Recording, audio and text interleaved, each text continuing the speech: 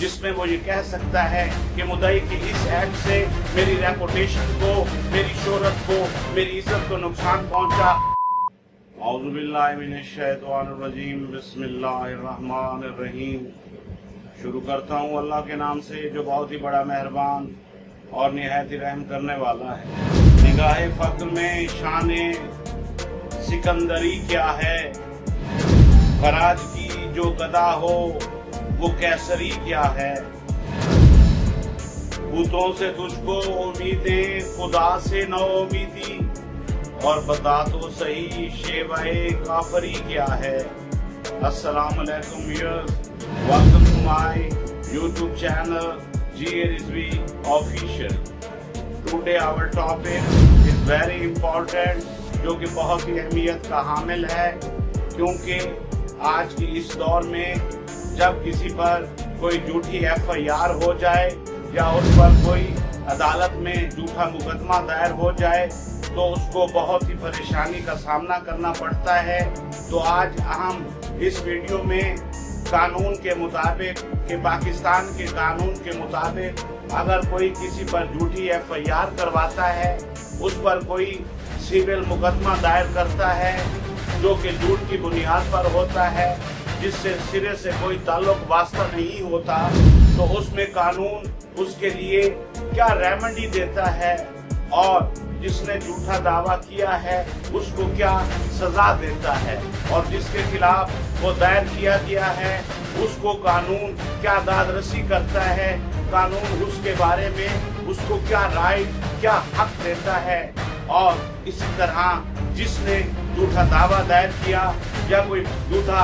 فوجداری مقدمہ FIR کسی کے خلاف درج کروائی جھوٹ کی بنیاد پر، تو اس کو پاکستان کے قانون کے مطابق کتنا جرمانہ ہوگا اور کتنی سزا کا وہ مستحق ہوگا۔ تو آج ہمارا topic section 35 of the code of civil procedure act 1908 سے متعلق ہے کہ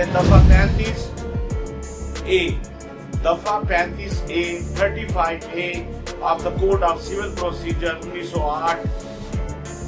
ایک ایسے آدمی کو جس کے خلاف جھوٹا دعویٰ، سول کوئی دعویٰ، کسی سول مقدمہ کسی سول کورٹ میں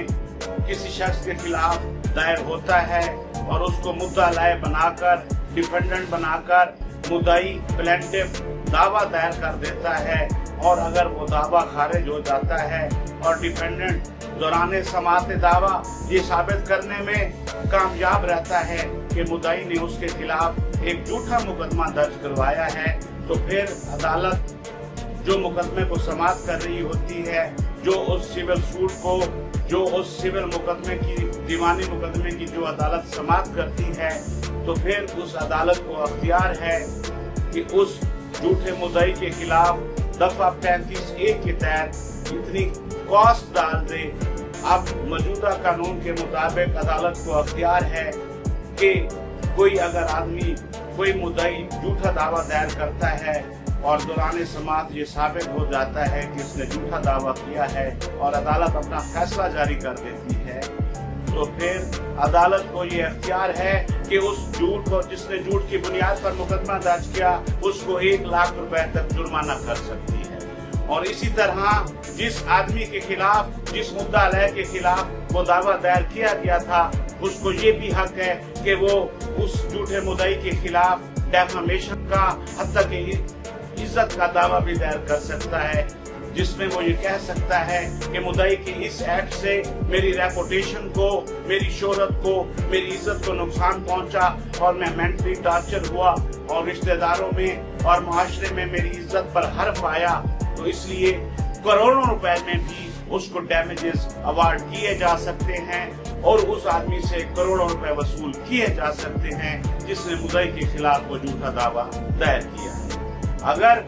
آدمی ڈیفامیشن، حتیٰ کہ عزت کا دعویٰ کرتا ہے اور اس میں کامیاب ہو جاتا ہے، تو پھر جس نے وہ حتیٰ کہ عزت کی، جس نے وہ جھوٹا دعویٰ دائر کیا، اس کو کروڑوں کا ڈیمیجز پے کرنا پڑے گا، otherwise he sent be judicial lock up, اور اس کو سول پریزن میں قید کی سزا بھی ہو سکتی ہے۔ تو اسی کے ساتھ ہی हम अब ये देखते हैं कि अगर कोई आदमी किसी दीगर अपने रिश्तेदार या मोहल्लेदार या एक ही जगह रहने वाले या एक ही सिटी में रहने वाले दूसरे आदमी के खिलाफ या किसी और इलाके के रहने वाले आदमी के खिलाफ अगर किसी भी आदमी के खिलाफ अगर कोई मुकदमा दर्ज करवाता है, उसके खिलाफ झूठी FIR दर्ज करवाता है, और जब ट्रायल मैजिस्ट्रेट दौरान समाअत वाज़ह समाअत ये डिसीजन देते हैं कि मुद्दई ने झूठा FIR करवाई जिस पर गलत शहादत की बुनियाद पर चालान अदालत में दाखिल हुआ, लेकिन शहादत से मुकदमा साबित नहीं हो सका, और अदालत ने ये फैसला दिया कि ये मुस्तगीस ने एक झूठी कहानी बनाई थी, एक कॉन्कॉक्टेड स्टोरी की बुनियाद पर FIR दर्ज हुई, तो अदालत मैजिस्ट्रेट दफा 250 CRPC के तहत ये उस आदमी को जिसने वो मुकदमा दर्ज करवाया था, मुद्दई मुस्तगीस को हर्जाने की सजा, जुर्माने की सजा जो कि अब 50,000 रुपए से 1 लाख रुपए तक है, वो भी दिया जा सकता है। तो अब इस तरह किसी भी शहरी को किसी दूसरी शहरी की वजह से ना ही उस पर कोई सिविल मुकदमा किया जा सकता है झूठा, और ना ही उसके खिलाफ कोई झूठी FIR दर्ज करवाई जा सकती है। अगर ऐसा होता है तो वो हमारे इस लेक्चर को सुनकर कानून के मुताबिक उसकी दाद रसी हासिल कर सकता है। इसी के साथ ही हमारा टॉपिक खत्म हुआ। अल्लाह हाफ़िज़।